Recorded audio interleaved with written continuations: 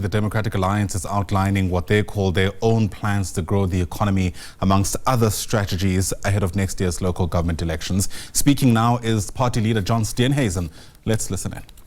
City that was once synonymous with growth, a city that was known as the city of gold, a place of opportunity, ambition, prosperity, and of course, innovation.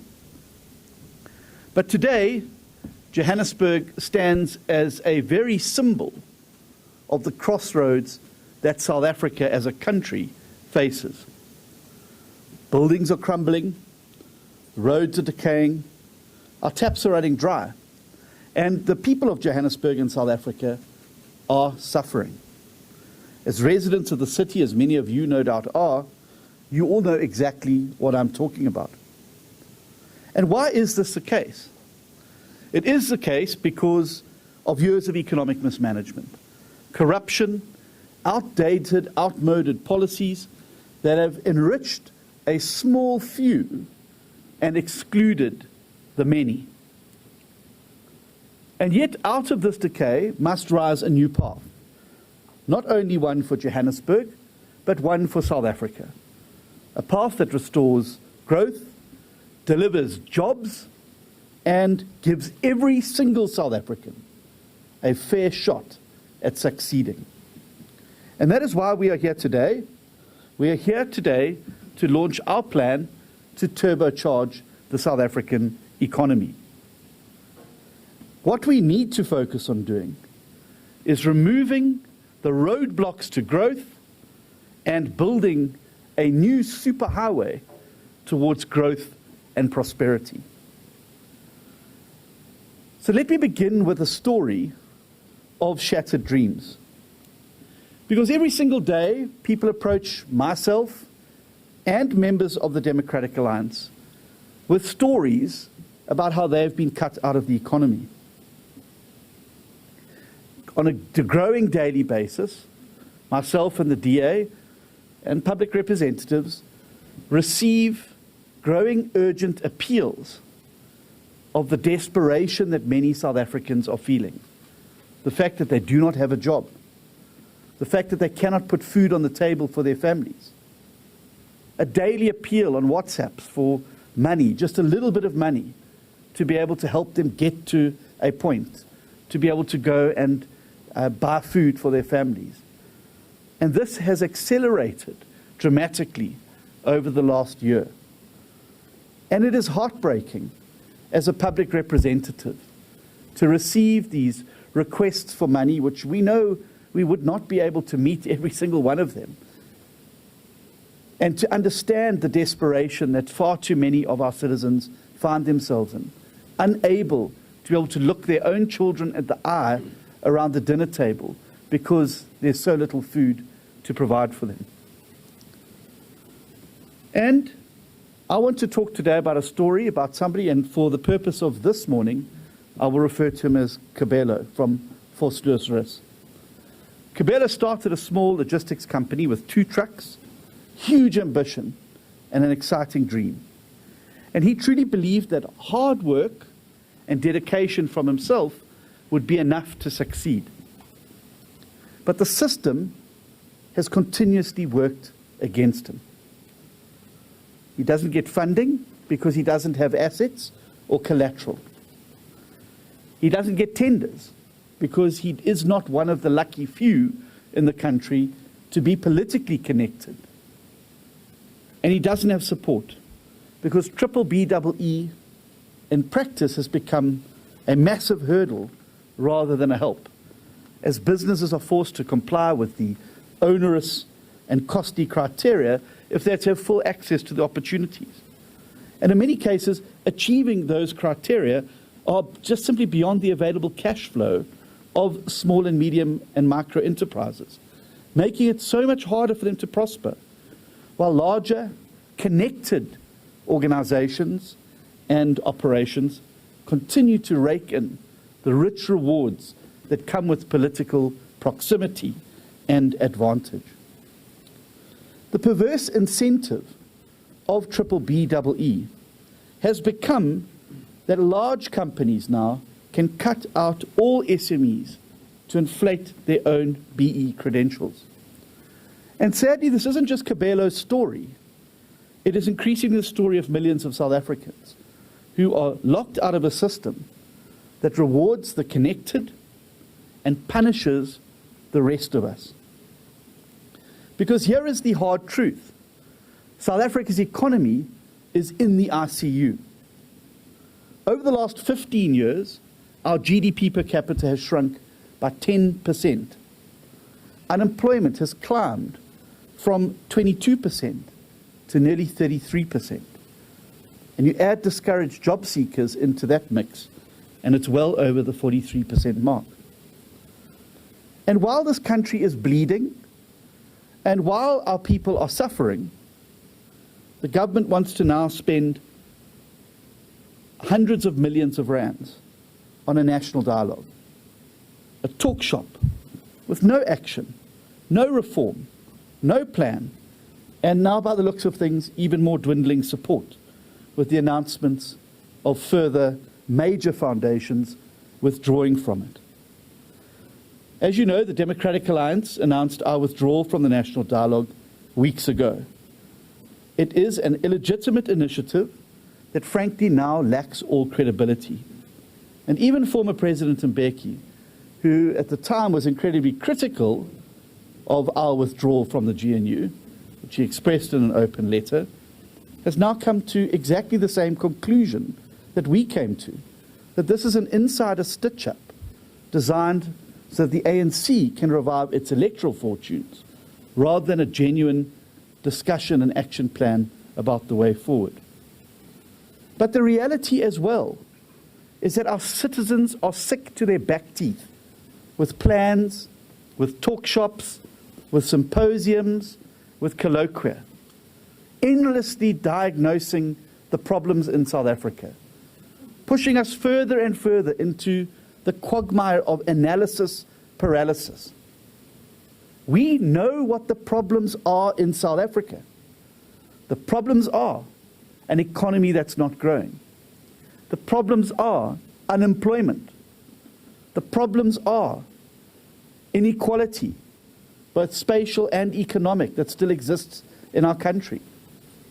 And the problem is too much talk and not enough action.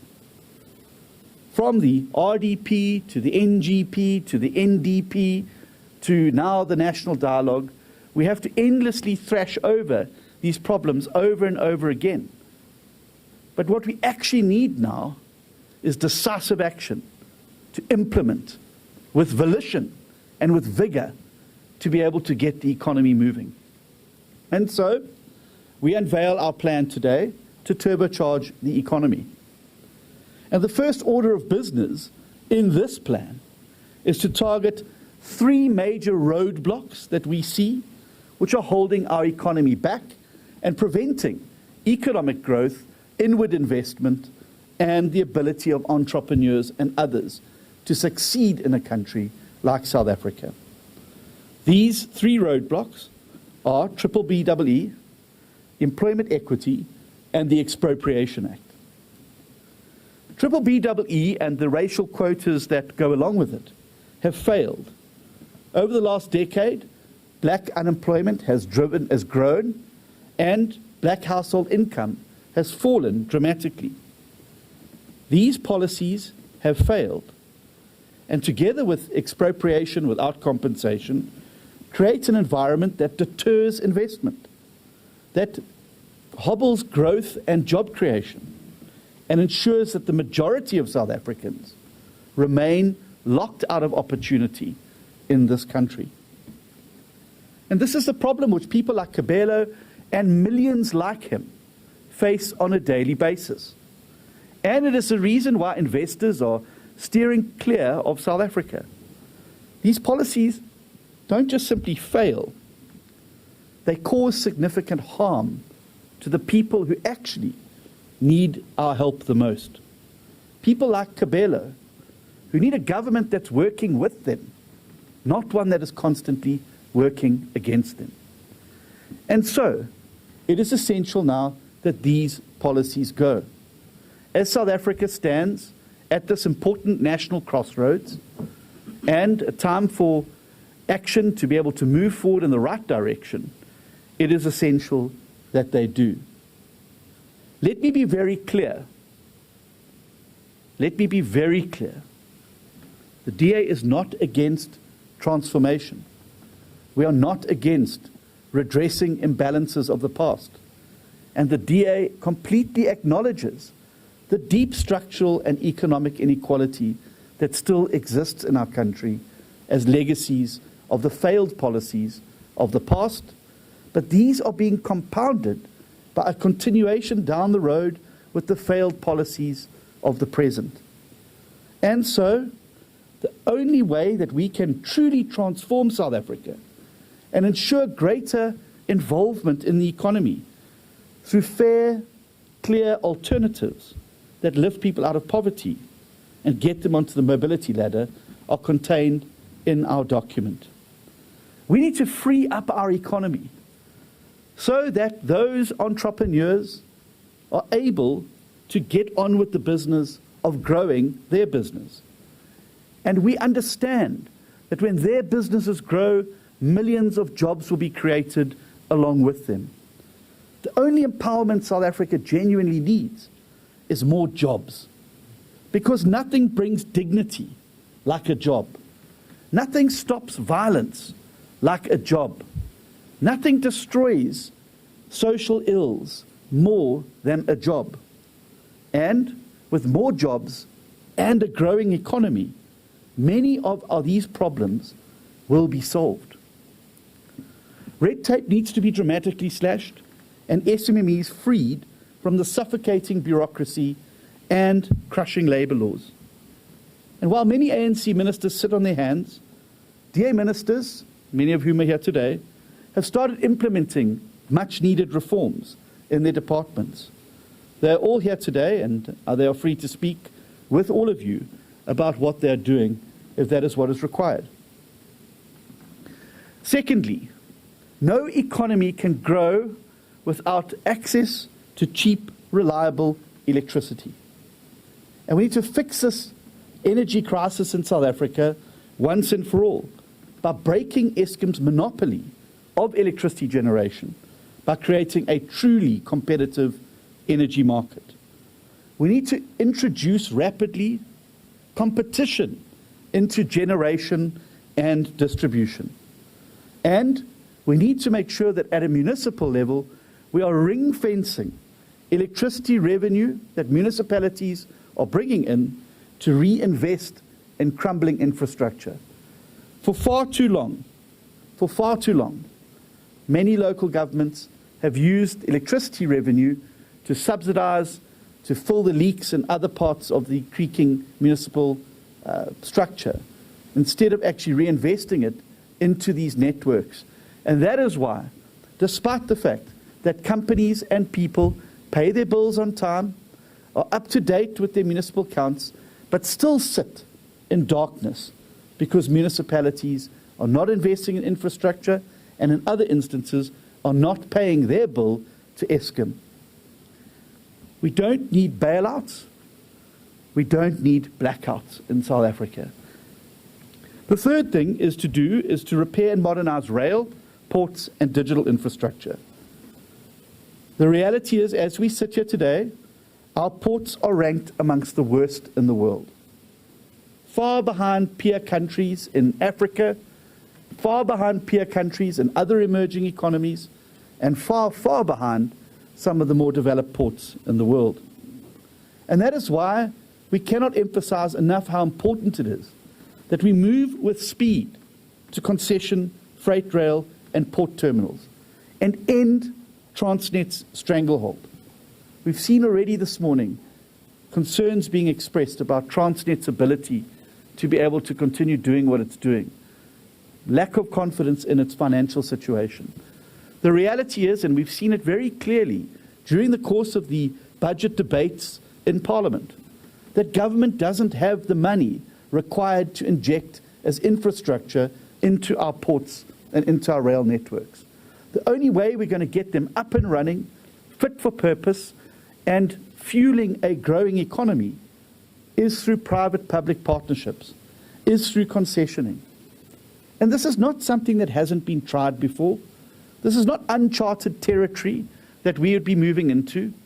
Our peer countries on the continent have done it very successfully.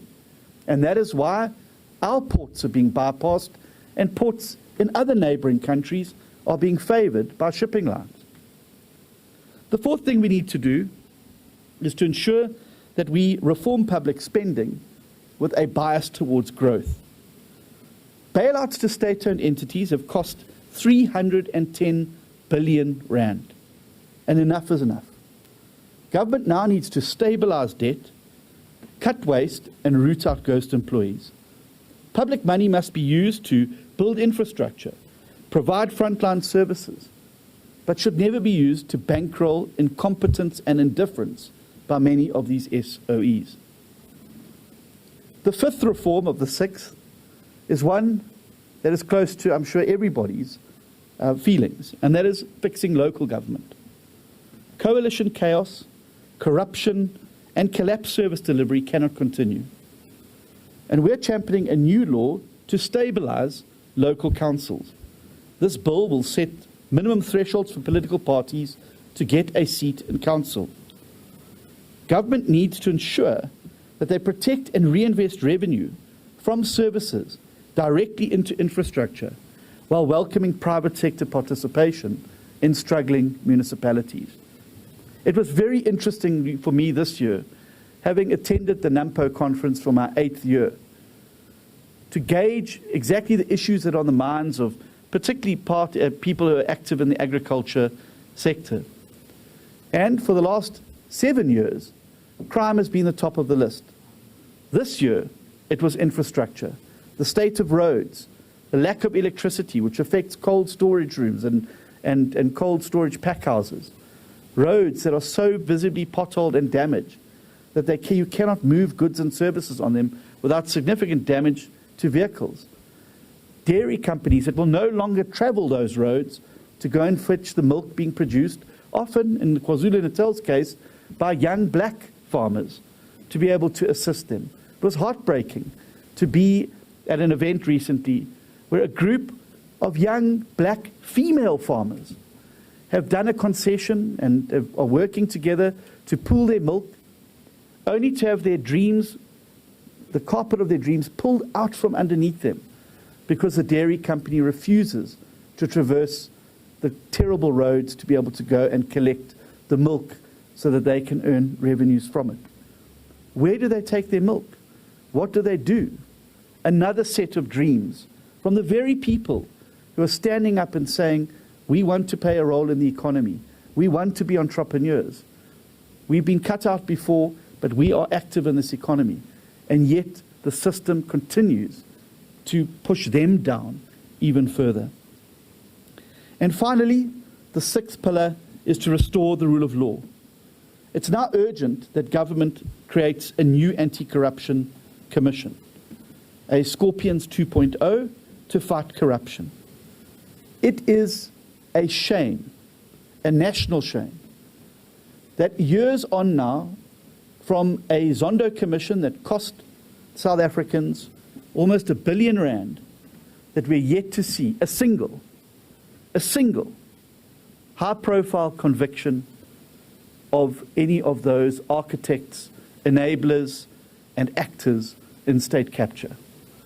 How can that be that national travesty has allowed to go on unpunished?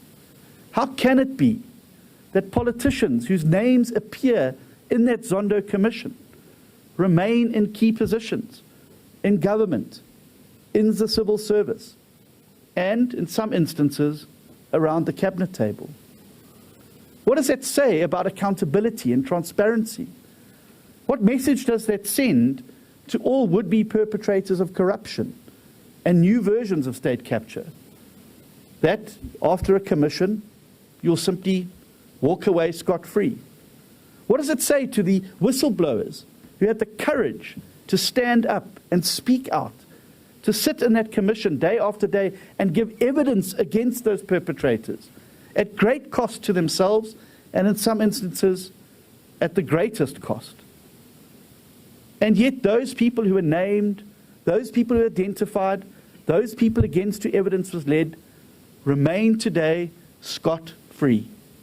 Not a single conviction, not a single major recovery, not a single victory. And it is because we do not have the infrastructure. The infrastructure that we had, the Scorpions, was dismantled.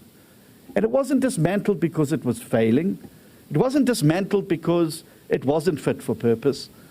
The Scorpions were disbanded precisely because that multidisciplinary model that brought forensics, accountants, lawyers, advocates, police officers, investigators, forensic investigators, together to build cases, started getting too close to the politicians.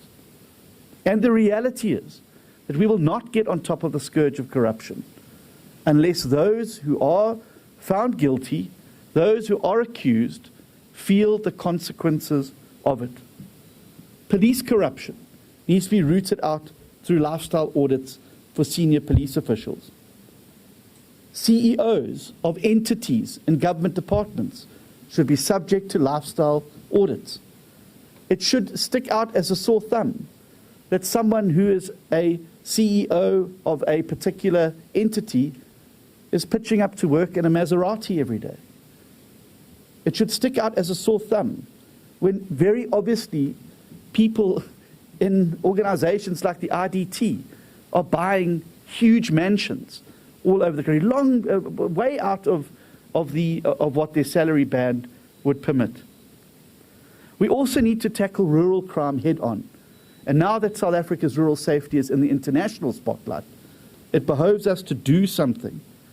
And one of those things that you could do urgently is implement the DA's rural safety plan, which, working together with community policing, will bring rural policing close to the ground and to harness the power and goodwill that exists in all of our rural communities to be able to combat crime and the instability in those areas. We believe that these 6 interventions, just these 6 interventions, you don't need to have a talk shop about them, we don't need to have a national dialogue about them.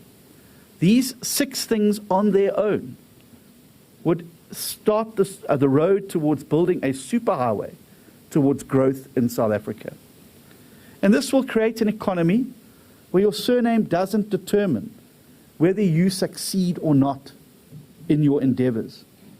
It will be a country where every single South African can earn, can build, can thrive, and most importantly, can employ. And this is not a fantasy. This is what we're already doing in many of the places where we govern. In the national government to date, we've blocked a 2% VAT increase. We've reformed visa rules to attract tourism. We've opened new markets for agricultural exports. We've accelerated infrastructure investment. We've boosted safety in schools across South Africa. And we've grown jobs in the green economy. And we started the process of increasing broadband availability and providing internet access, easing stringent requirements that have been implemented by BEE in the ICT sector. And we're just getting started, but there's so much more that needs to be done. But this plan needs to become more than a promise. It needs to become a fight. And a fight that's picked up by every single South African. A fight for growth, a fight for jobs, and a fight for Kabelo and the thousands and millions like him all over the country. And that is why we don't need a national dialogue to determine what the things we need to do are. We have plans. We've got the medium-term development plan. And many of these initiatives will supplement what's already in the medium-term development plan. And that is why we'll be taking this document into any and all discussion on the economy within Cabinet. We'll be taking this document into every and all discussion on the economy in Cabinet subcommittees. And we'll be taking it to Parliament and to the legislatures and to the municipalities around the country. Because it is now time to implement. We have spoken for far too long about what is wrong. We now need to start doing what is right. And there can be no better time for South Africa as we stand at this crossroads, to shrug off the shackles of the past and to unlock once and for always the true potential that exists inside South Africa, inside each and every South African, regardless of their skin color, and unlock that potential in the service of our nation. And so, if you are one of the millions of South Africans sitting at home, black South Africans, who are asking themselves the question, what has BE ever done for me? We've created 100 trillionaires. But what has it actually done for the Kabelos of the world? What has it done for you and your family? Why do too many of our citizens still languish in poverty, locked out of opportunity? And I ask you, do you want clean water in your taps? Do you want a government that spends money on you, not on politicians? Do you want electricity that you can rely on? Do you want your children to have an opportunity to have a job, and if they don't want to work for somebody, to have the freedom to take flight as young entrepreneurs, with the nurturing and support from a government that's working with them? Then I say to you today that this is your plan. Take control of it. Take hands with us and join us in this fight, because the time for dialogue is over. It is now time for delivery. It is now time for action. And it is now time for the majority of South Africans to really start to taste the fruits of freedom in South Africa. A freedom that can only come through the dignity of a job, in a growing economy, in communities where you feel safe, in communities where you have access to services, and in a country with a government that gets up every day working for you, not against you. That is our dream for each and every South African, wherever you may be, no matter how hopeless you may feel. There is a plan now that can build a ladder of opportunity for you and your family.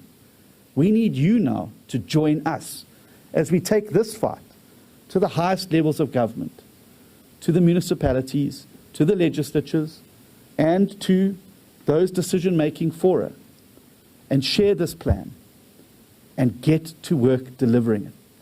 The time for talk is over. It's now time for delivery. It is now time for action. Thank you very much. Thank you very much, John. When listening to you, it's clear to me that the implementation of what you've just said is what we need in this country to truly transform. Not only transformation for the politically connected few, but for millions of South Africans out there. Millions of South Africans who has not experienced what transformation is. And it is our responsibility. Colleagues from the media, we will now have a question session. I'm going to take 3 questions at a time. When you are recognized, please give your name, the news agency that you represent, as well as to whom you are addressing your question. I will also, throughout the procedure, bring in some of our deputy ministers and ministers as well to assist in answering those questions. Can I have the hands? 1, 2, 3. Let's take the 3 in that row, starting here in front. Thank you very much. Just wait for the roving mic before you speak. Thanks. Samkele Masego from the SABC. Mr. Steenhuisen, just 2 questions from our side. One, the expansion of the GNU as announced by your partner in the Government of National Unity, the African National Congress. What's your view on that particular posture of the NEC taking that view to expand the Government of National Unity? Secondly, on the issues pertaining to IDT, what has been the brief that you have been given by the Minister of Public Works and Infrastructure within the country, Mr. Dean McPherson, on the allegations around the IDT CEO and the revelations of the Colin Mashawana Foundation allegedly using funds of EPWP to make deposits into some of the properties of the IDT CEO. Then lastly, on the issues of the economy, are you evidently saying that South Africans should be job seekers as opposed to job creators? When you use the phrase that nothing brings dignity as in a job, why don't you look at a multi-pronged approach like also stimulating small enterprises, SMMEs within the country. How will that go about in inculcating a culture of job creation as opposed to a culture of job seekers within the country? Thank you. Thank you. Junior Komalo from Newsroom Africa. As the Democratic Alliance, you have been in partnership with the ANC and the other parties in the GNU for the past year now. How has it been like trying to implement some of these policies that you speak about? Because this is not the first time the DA has spoke about scrapping triple BEE and the expropriation bill. We've seen the opposition from the ANC. And what do you think is going to be different this time around? Because you're saying that you're taking this document to cabinet, to parliament. And also, when it comes to one of the ministers in the GNU, Gayton Mackenzie, I just wanted to get your thoughts, especially Mr. Steenhuisen, the allegations that have come up against him when it comes to the racial statements that he has said on his social media platform. As the Democratic Alliance, what's your stance on that? Thank you. Thank you very much, Junior. My name is Yamtanda Klappa from News 24. Morning, Mr. Steenhuisen and other ministers on the stage. I just have a few questions. Leaning on to Samkele's questions about the expansion of the GNU, has your main partner in the GNU discussed the decision to expand or make the circle bigger, and to what extent, as per the statement of intent? And then you spoke quite strongly around commissions and the fact that the Zondo Commission hasn't borne any real fruit. Is it your view that the upcoming Judicial Commission of Inquiry into allegations brought forward by Lieutenant General Mkhwanazi will not yield any fruit as well? And then in terms of with the national dialogue, with the other foundations leaving, do you feel vindicated with your earlier decision to walk out? With regards to BBE, Employment Equity and Expropriation Act, last week, Fikile Mbalula of the ANC said, these are some of the policies that are the essence of the ANC. Behind closed doors and in meetings with your counterpart in the ANC, the president of the ANC, have you guys discussed sort of meeting each other halfway when it comes to BEE, expropriation, and employment equity? Thank you so much. Thank you very much. It seems to me that all three of these questions, John, are addressed to you. So over to you, John. Thanks.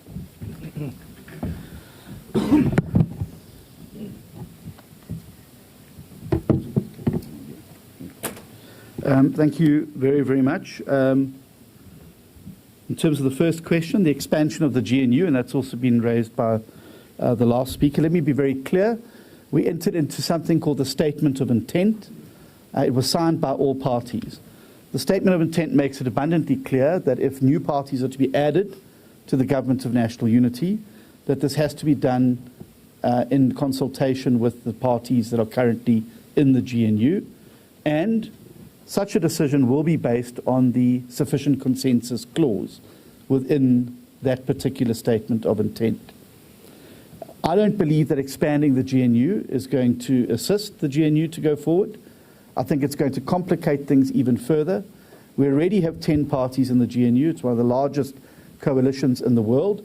And I think that there should be rather more energy and focus spent on improving the relations amongst parties within the GNU, particularly on how you find ways to consult, how you deal with conflict management and dispute resolution mechanisms that to date remain unavailable. And that is why every time there is a bit of frisson in the coalition, it blows up into a massive storm. I think that we need to be able to create the facilities and procedures within the GNU on being able to have good, open, frank discussions with each other without these leading to blowouts every single time. No, we have not been consulted or spoken to about expanding the GNU. And obviously, when that discussion comes, we will have that discussion and we will express these views. But I know as well that these views are also shared by other partners in the GNU who are concerned about an expansion of the GNU and would rather see a focus on an improvement of the working relations within the Government of National Unity. I've not been formally briefed by Minister McPherson, but I am very proud of the fact that he has led a determined campaign to uncover the corruption and mismanagement in the IDT. And I want to salute the brave work done by the media in this particular matter as well. And there are a number of journalists who stand out in this regard. And that fight that was begun had grave consequences for Minister McPherson in the terms of the very public smear campaign that was initiated against him when he started to raise these issues, a discrediting operation that was being run in the parliamentary committee, aided and abetted by Action SA and other candidates within that committee, and the chairperson of that committee, and a very well-coordinated bot attack on Minister McPherson on social media. And clearly the desperation of those who have got along to get along by manipulating government contracts and the like are starting to get incredibly nervous. I think the broader question that we want to get to the bottom of is, how far does this train track run and whose station is at the end of it? And I think that's what's going to be very interesting to see over the next few weeks. And I think the increasing desperation of those who've been at the center of this network is starting to be seen in what was done with Peter Louis Marburg just under a fortnight ago. But I would make this point, that it is precisely this legislation that we're trying to remove and as an obstacle that is the fruit of these policies. Because when you have these insider-outsider networks that are created under the guise of transformation, under the guise of black economic empowerment, these are fig leaves for corruption, maladministration, and the like. And that the scenes we've seen unfolding in the IDT and many other places have been the fruit of these particular policies.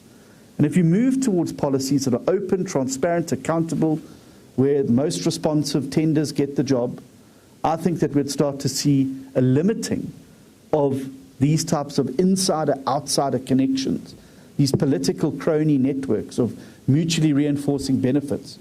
You give me these contracts, I will give you a house. You give me these contracts, I will make sure that you are taken care of. And who suffers at the end of the day in all this? It's ordinary South Africans. It's ordinary black, white, Indian and coloured South Africans that remain locked out of these opportunities because they're not part of these networks.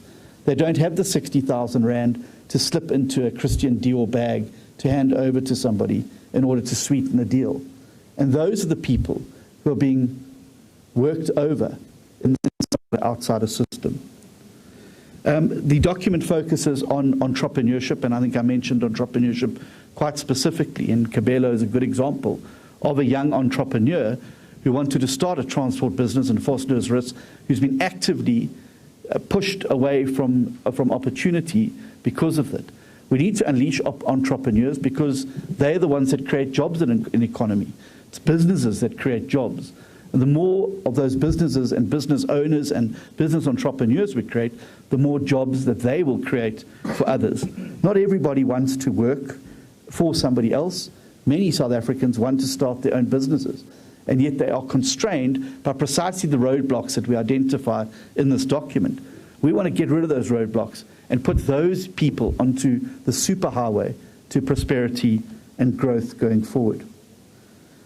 Junior, it has been quite frustrating to be in this arrangement in this year, because it cannot be right that one party to a coalition, without its own majority, comes down from the mount with tablets written in stone and says, these are going to be the policies of this government. A coalition government requires talking, discussion, and give and take on these things.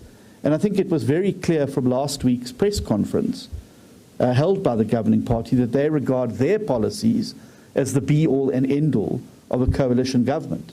And that cannot be right. No party, including my own, has a monopoly on good ideas. And what we should be doing is harnessing the good ideas and the plans and inputs of all members of the GNU to be able to craft an economic, a foreign relations strategy, a domestic security strategy to be able to really move the country forward. It cannot be that you're in a coalition with a party that doesn't have a majority and they come and say it's this way or it's no way. That's not how coalitions work.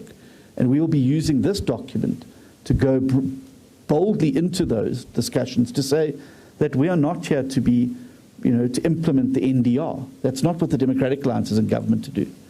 We're here to grow the economy and create jobs. And it's precisely many of the aspects of the NDR that are holding us back from being able to achieve it. And so these are some of the issues we've put on the table today. I think as well that the tide has shifted in South Africa. I read with great interest News 24's poll that they commissioned on BBBEE in the country. 2/3 of South Africans, of all races, believe that contracts should be awarded to the people who are able to get the job done, regardless of the color of the owner of the business. They want value for money. And less than half of South Africans want to see BEE continue in its current form. The majority of South Africans, black, white, Indian, and colored, have realized that this insider-outsider stitch-up that was hatched after the '94 elections between the ANC and big business has systematically excluded them from opportunity, is the reason why many of them are unable to get ahead. And for goodness sake, we've had 30 years now of the last 10 to 15 years particularly, of stagnant economic growth, of rising unemployment. Surely it's time to do something different. They say the height of insanity is doing the same thing over and over again, expecting a different result. Or like somebody sitting in front of a plug socket saying, well, maybe if I put my finger in the bottom one instead of the top one, I won't get shocked this time, and continuing to do it. We've got to do something different. And we've got to do it urgently and with volition, because I'm not sure how long the social fabric in our country will hold, as far too many of our citizens are excluded from opportunity and who are relegated to being mere spectators in our economy while we create a small elite. And I did some figures earlier. William Gumede recently said that R1 trillion of BBBEE was spread across 100 people. Now, I'm a matriculant, and so even I could get the maths right with this one. This could have provided business development grants of 50,000 rand to 20 million South Africans. Imagine a 50,000 rand startup seed capital to a small entrepreneur to be able to get moving. Instead, we've created 100 exceptionally wealthy individuals who, surprise, surprise, happen to be connected to the political elite in South Africa. I've answered the question already around the GNU expansion. I would say this about commissions. Commissions are only as good as the outcomes, and that is the reality. And sadly, our track record on this is very poor. The Sariti Commission of Inquiry, no one was held accountable. We've seen now the State Capture Commission inquiry. Nobody's been held accountable. No senior politician is sitting behind bars. No massive civil recovery has happened on any significantly connected individual. It's as if it's just going to fade into the distance. And so I hope that the current Commission of Inquiry into police management will resolve in something. But the reality is, and it's the kind of same point I'm making about the national dialogue, is that it's no use having these recommendations if we don't get on and implement them. There's a clothing company, there's a famous slogan that says, just do it. And I think we need to do that in South Africa. Let's stop talking about it. Let's take the Zondo Commission and let's put some crack people onto absolutely getting and securing convictions. Let's get the rope and the best advocates we can find. Let's get the best prosecutors we can find. Let's get the best forensic, and the evidence is there. The spade work's been done. The Hawk should have been sitting at the Zondo Commission writing out the dockets while the evidence was being led.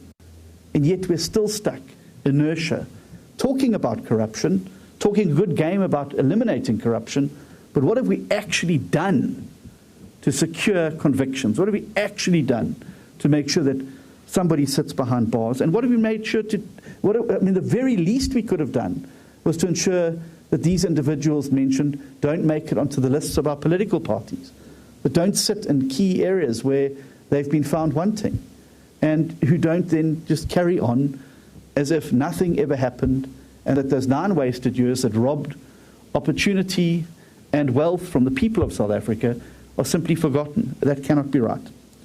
I think I've answered the question about BBBEE. We cannot just accept that there are tablets that come down from high, and that is what we must implement. And we're precisely seeking to change the law so that we can remove these roadblocks, so that we can do something different. And there's an emphasis on the do something different to what has been spoken about in the past. If we want to genuinely see transformation, if we genuinely want to see more black South Africans participating in the economy, then we've got to get serious about the pathways to be able to ensure that. And the current pathway is not working.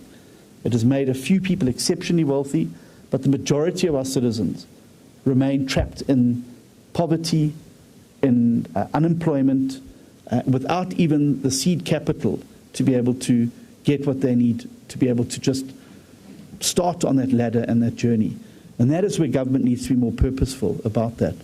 We're also, these things are a deterrent to investment in our country. We've seen what international partners are saying to us about some of these practices and some of these policies, and what that means for the potential of further investment in our economy. And so we've got to get serious about this. It's got to go beyond just the ideologies. It's got to go beyond just the talk shops. It's got to actually result in actionable, implementable, digestible, easy wins. And we've put 6 easy wins on the table that we believe are going to fundamentally change South Africa's economic trajectory for the good. And we're asking South Africans to join us in this fight, to be able to fight not just for this, but for the very future, economic future of our country. Thank you. Thank you very much, John. Let's take... Sorry. Thank you. I didn't answer the Gates and McKenzie question. Sorry. And I don't want to be accused of ducking out of it. So let me just say I don't think that that language has any place in South Africa. Just as singing Kill the Boer has no place in South Africa, I don't believe that those epithets or words belong in South Africa.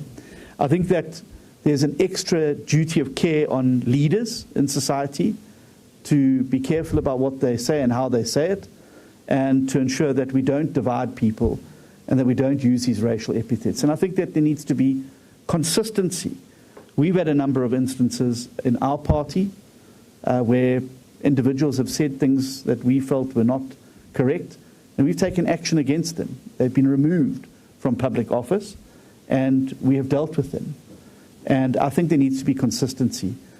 It cannot be all right for one person to say something just because they have a certain skin color, but it's not right for another person to say something. We need to be consistent in this. And I think that these terms are hurtful, hateful, and have no place in a democratic discourse. We have enough opportunities in Parliament to have discussions about where we're going as a country and what we need to do.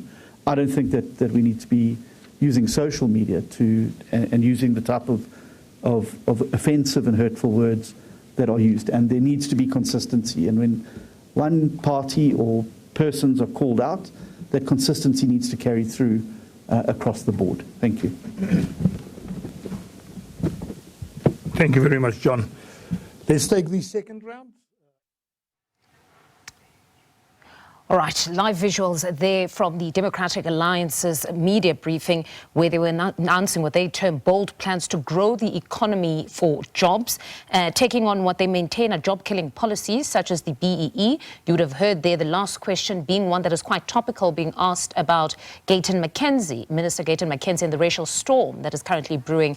DA leader there, John Steenhuisen, indicating that there must be consistency. Those racial epithets do not belong in our society, and going on to remind media there of an incident quite similar to that one, where one of their own in the Democratic Alliance was embroiled in such racial drama or controversy, and that for them they removed, so they believe there should be consistency there, where that particular individual, being Gayton McKenzie, perhaps is removed.